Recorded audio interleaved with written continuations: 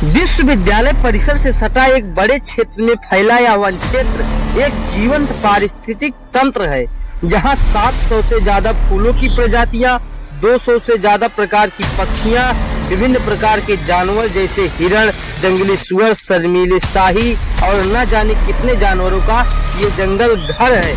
तेलंगाना सरकार इस जंगल को काटकर IT पार्क बनाना चाहती है। जब छात्रों को इसके बारे में पता चला तब छात्रों ने विरोध प्रदर्शन शुरू किया और भारी संख्या में विरोध प्रदर्शन में उतर आए। कंचा गोचावली हैदराबाद के बचे हुए जंगलों में से एक है। यह जैव विविधता से समृद्ध है।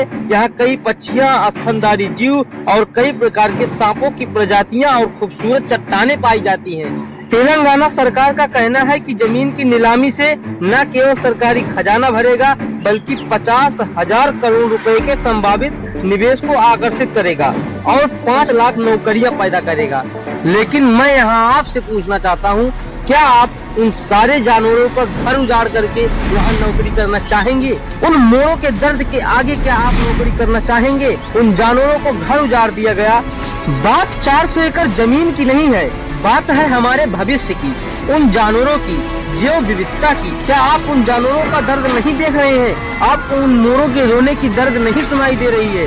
उन मोरों के रोने की आवाज आपके कानों तक नहीं जा रही है?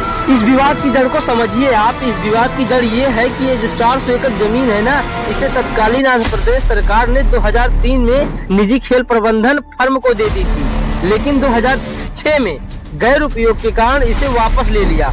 इसी से दोनों के बीच लंबी कानूनी लड़ाई शुरू हो गई, जिसके बाद सुप्रीम कोर्ट ने इस जमीन को तेलंगाना सरकार के नाम कर दिया। लेकिन 400 एकड़ भूमि का कभी भी सीमांकन नहीं किया गया और न ही इसे वन के रूप में अधिसूचित किया गया, जबकि यह UOH के बड़े वन पारिस्थितिक तंत्र का हिस्सा है।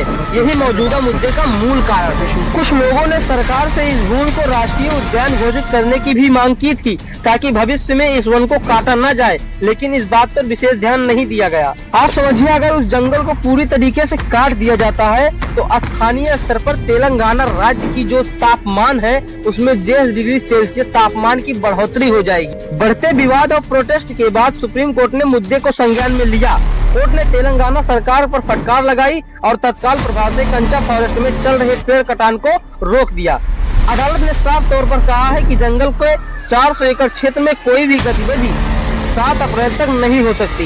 इसके साथ ही केंद्र सरकार के पर्यावरण मंत्री भूपेंद्र यादव ने भी तेलंगाना सरकार से पूरे मामले पर एक रिपोर्ट मांगी है, लेकिन लड़ाई अभी पूरी तरीके से खत्म नहीं हुई है।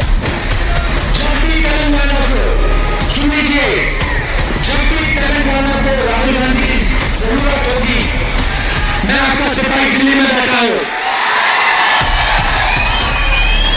जब भी आपको मेरी जरूरत होगी, मैं 1 मिनट में हाजिर हो जाऊंगा। जो भी आप काम मुझसे पूछोगे, फिर से मैं आपका काम करूंगा। बाकी इस वीडियो पर आपकी क्या राय है कमेंट सेक्शन में जरूर बताइएगा।